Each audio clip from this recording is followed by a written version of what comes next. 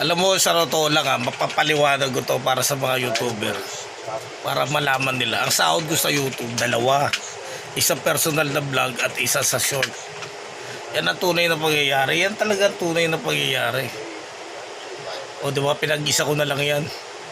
Sasabihin ng iba, ay, hindi ka mamumonetize sa short eh. O diba? O, Junjun nga na-monetize.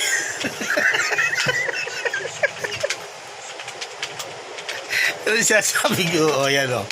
O diba, naka-short ako. Yan ang tunay.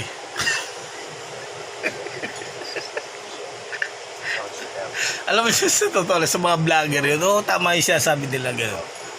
Hindi talaga kayo mamomonetize doon. Kaya huwag niyong gawin, huwag kayo tumulad sa akin. O diba, kasi magkakaiba tayo ng content eh. Yan ang tunay. Diba? Puro kaya sinsado eh. Puro kayo may masasakyan na, diba? Yan ang tunay.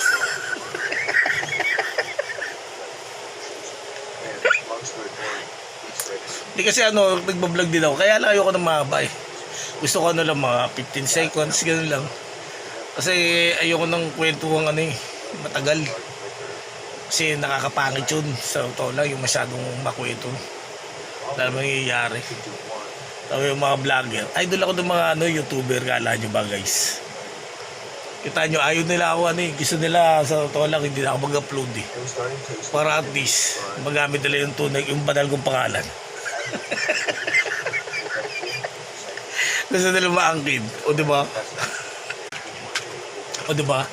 Balik tayo kasi puputol eh. Tama itong Bigo Live na to. Ayoko mag-Bigo Live. So totoo lang, kinakamusta niya ako sa Bigo Live. Ba't nakakita ba nila yung mukha ko? Bakit pangalan ko lumalabas? Pero naman nakalagout ako dyan. Nakita rin sa Bigo Live lang. Totoo lang. Dito lang mga asar lang ako dito eh. Totoo sisira ko yung mga YouTuber na yan. Hindi maniwala sa YouTuber na yan. Kasi isa-isa lang content nila eh. Alam mo yung content nila?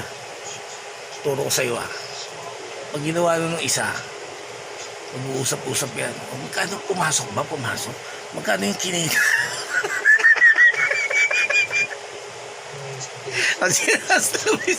Maybe are you there? Baka matuto pa kayo eh.